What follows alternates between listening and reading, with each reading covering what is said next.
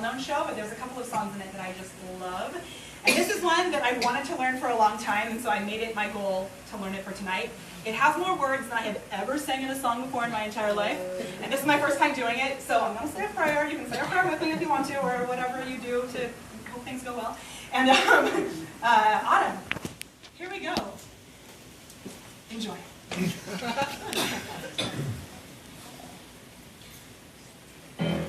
I am on the 6th train heading uptown to my lit professor's office. It's like light years off of campus, don't ask me why. I'm sandwiched in between this guy who's literally drooling and some European hipster who, well, let's be honest, smells.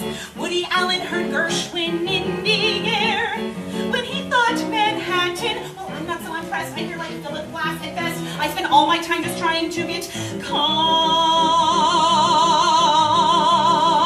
But it's not working because my lit professor tells me that I'm flunking out of grad school. I was not aware that flunking out of grad school was a thing. And my thesis likes to wander on its own across the city, taking with it my whole thesis, which I need to write like now.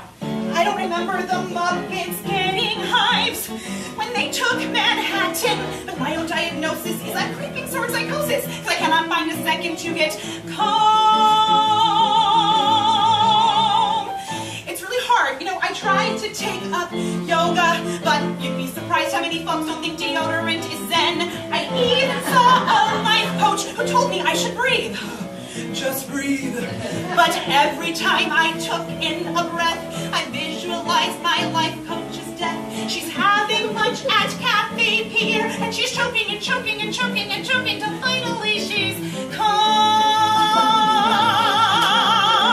I'm sorry, anyway, my lit professor tells me that my thesis on Virginia Woolf is dangerously close to winding up and incomplete.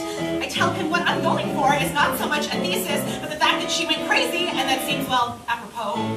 My professor just tosses back his head. How to dry Manhattan. I'm wondering which will kill him quicker, the Big Apple or the liquor, when suddenly I panic and I tell myself I must get someplace calm. I up and run toward Penn Station like I swear my head was ready to blow, and I hop a train to Jersey just as fast as any person can go. The 90 minutes out, I get off at some provincial hamlet I've never heard of. There's a real estate office right off the block. Oh, I can afford a 2-bedroom. I go into shock. I think, what the heck? I write a check, 'cause there's closets and sunlight and laundry. But mostly, it's calm, calm, calm, calm, calm, really calm. Strangely calm. Like, totally freaked me out calm. Like Times Square at 5 a.m. calm. Like, I'm gonna slowly go crazy and throw myself off of the balcony calm.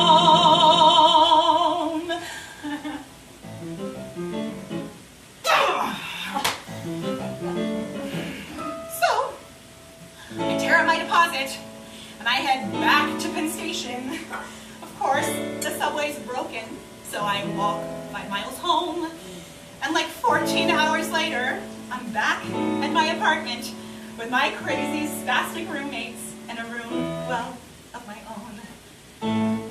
There's a black and white poster on my wall that says my Manhattan, and I give it the finger, and I let my gaze linger, and I notice how the buildings line up perfectly in rows, and how the city has been planned, and how the city planning shows.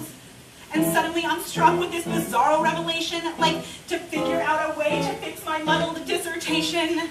And I sit on my bed, and I realize I'm finally calm.